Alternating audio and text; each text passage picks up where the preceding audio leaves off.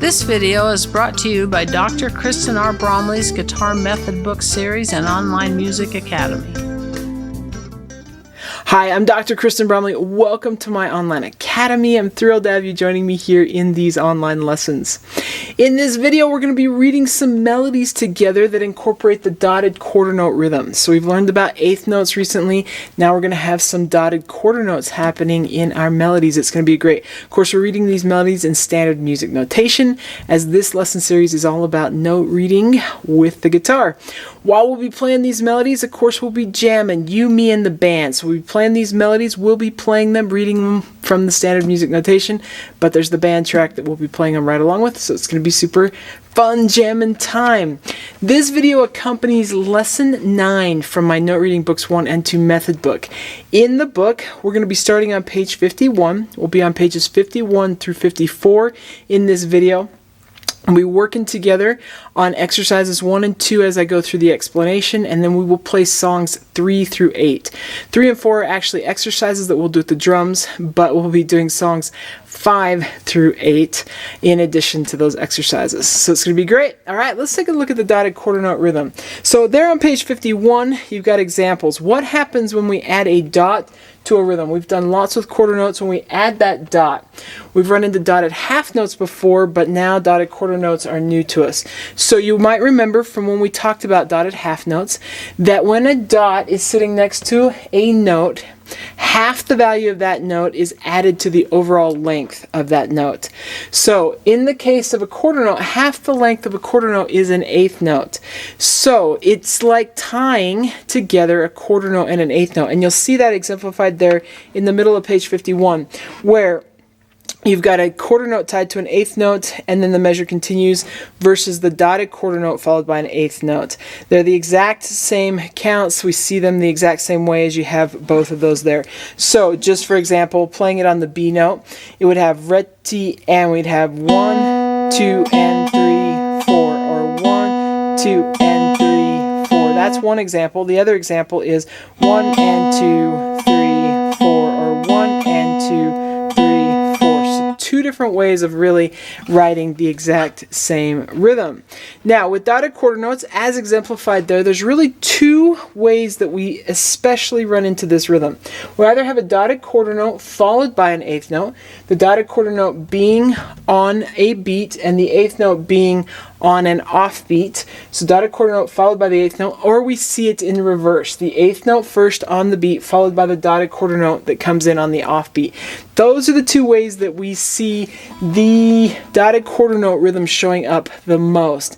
Occasionally, as we continue through the lesson series and learn, for example, about 16th notes, we could alternatively have some 16th notes or something else happening there, or we might have an eighth note. The eighth note might be tied to something else, but otherwise, this is how we usually run into this rhythm, and the melodies that we'll be playing will have that.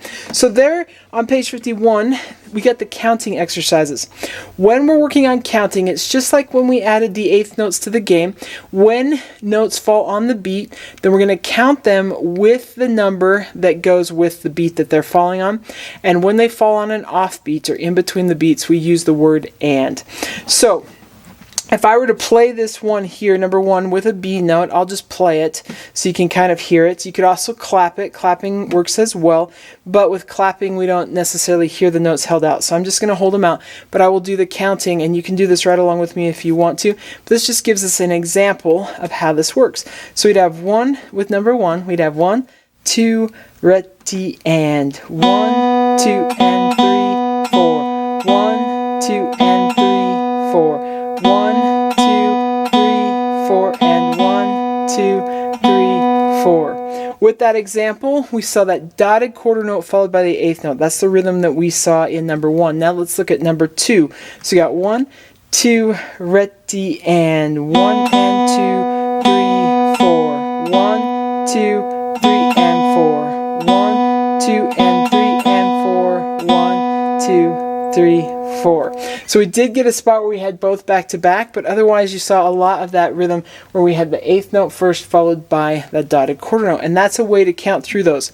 You can just practice getting used to the sound of these. So if you do the first measure of number 1 over and over, you'd have 1, 2, and 3, 4. Just getting used to that. 1, 2 and 3, 4, and then get used to number 2 where you have 1 and 2, 3, 4, 1 and 2, 3, 4. If you can just get used to the feel of both of these, then when you run into it in the music, it just becomes second nature and pretty natural. All right, so as we continue here, we're going to jam together. Before we do, I want to mention just about cut time. So over on page 53, we're going to play a song that's written in cut time. 4/4 time, which is the meter that we play the most often in, is known as common time. So you could see the letter C in the time signature in place of 4/4. Cut time is 2/2, or known as cut time, where we got the C and the line between it. The two are really pretty intertwined. It's just a matter of whether we're feeling something in 4 versus 2. So with Oh Susanna, if you were feeling it nice and slow, you'd probably be feeling it in 4. Da da dum dum dum da dum dum dum dum. If we were to try and direct that in 2, we would really be going da da dum dum dum dum dum dum dum. That would be really hard to direct. But if that song's played fast, then doing it in 4 would be hard. Da da da da da da da da da da da da da, or da da da da da da da da da da da da. So it's really all about whether we're feeling something in 2 versus 4, and a lot of times the tempo will have something to do with that when we're playing in cut time versus 4/4 time. For our purposes, as you're reading through that one, it works the same. You can even count it the same as you would for 4/4 time. So you don't need to worry about doing anything different in relation to that. All right, so we're going to play these songs together. We'll do the 2 exercises, numbers 3 and 4. That gives you a chance to work on alternate picking with the dotted quarter notes. True to what we've been doing with alternate picking, you're going to pluck all the notes that fall on the beat with a down pluck, anything that falls on an off beat with an up pluck. So if this fell on the beat, we'd have 1, 2, and then this one's going to be an up pluck. So it's really not all that hard. We just have a delay, down, up. If we did it the other way, this one's going to have the down pluck, and this one will be the up pluck. So down, up. It's as simple as that. So some exercises there to practice with the rhythms. It might help you to just count through the rhythms, even clap through the rhythms, and then try playing them with the alternate picking. So that's 3 and 4, and then we'll go on and do songs 5, 6, 7, and 8. And that'll be fun jamming with the full band. You, me, and the band will be jamming. We'll be playing those melodies. If you're tripping in places, as I always say, just pause the video, work on those spots, get them happening, then play along with the video again. All right, it's going to be fun. Let's go ahead and play these melodies.